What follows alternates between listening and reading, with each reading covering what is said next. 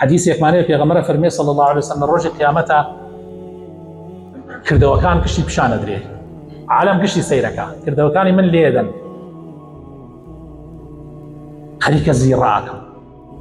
أترسم شتيكي تيابي حيام بشي ليدن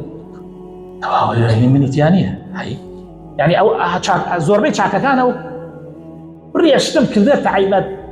هاي خوايان هاي خو من شتيكم كردو تيانيه تو بيجي خواله بيري شوي بيجي ملائكه كان يعني نسيبه حتى اشتي واي شيء لحديث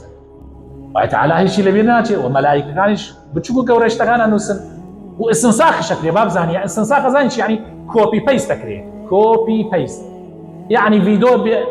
وفيديو انكراو تصويرك ليه إخواني ما شوشتاني بوتيانية واي تعالى لبن بيوتشت تابقيت عليه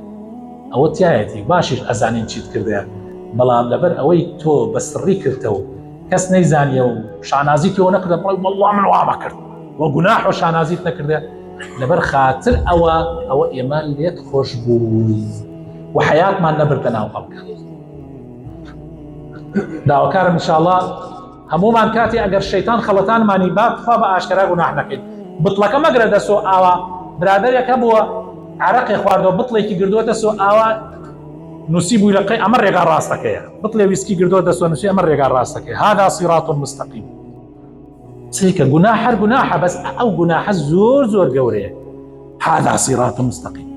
تو كاتي هر قناحي شكي قناحك لبيني خوت وخوايا كردت خواليت خوش بيقر توبي لبكي بس آوا بأشكرا بيكي زور خطر بخوا زور خطر قد قناح مكن وشانازي في وبكر والله من كشقي فلانة كسم خراوكر حيايم برد ناموسي مشكان والله أبي آواي بيكو أن توركم الله يتكان غيبتي خلقك بأشكرا قصب أشكرا بخلقك وخرابة بالراسي بويا باشوايا إنسان ستر بكا باشترا دعوة كرم قوي تعالى لقناح من خوش به